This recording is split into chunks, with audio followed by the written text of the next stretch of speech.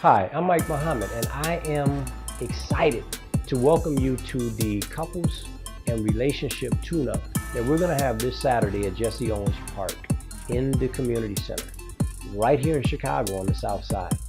It is for people who are single, it's for people who are married, it's for people who are maybe divorced, it's for people who may be contemplating divorce, it is for people who have ended a relationship and now are getting ready and getting their mind together so that they can enter the next relationship from a healthier, more educated standpoint where they understand a little bit more about themselves and can make decisions that are more near correct than they did the last time.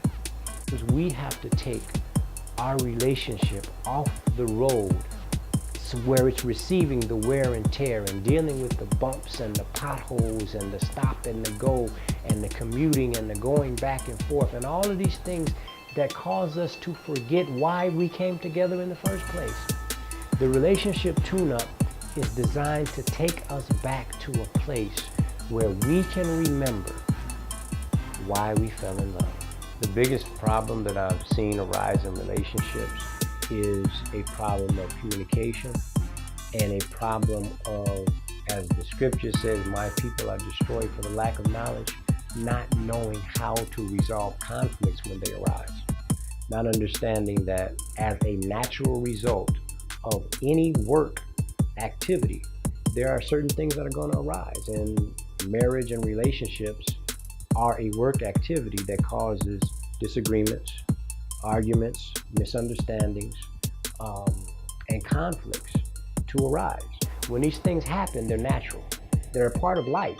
So it's not something that we should get upset about when they happen, but it's something that we should have tools in our mental and emotional arsenal to deal with when they show up, and then as we get better and better, to see the conflict before it even happens, and then to learn how to avoid it. And when we get to that point where we avoid it before it even happens, when we see it coming and we can sidestep, that's when we're really becoming masters of ourselves and masters of relationships.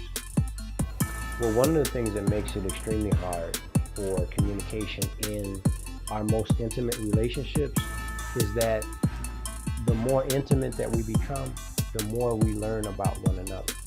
The more we know one another, the more we get closer and allow people in, the more we see our defects.